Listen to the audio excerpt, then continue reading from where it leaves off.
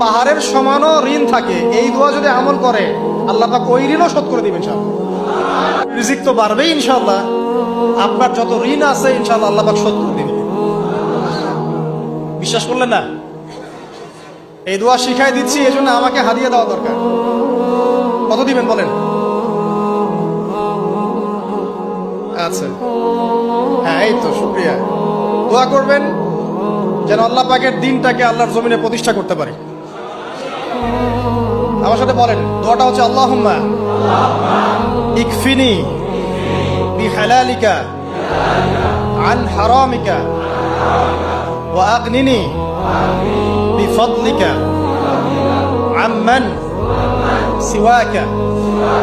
এই দোয়াটা ছোট না? এটা মুখস্থ করবেন, সেজদায় পড়বেন, নামাজে সেজদায় পড়বেন, আত্তাহিয়াতু দরুদ শেষ তারপরে পড়বেন, নামাজ শেষে হাত তুলে করবেন, যখন তখন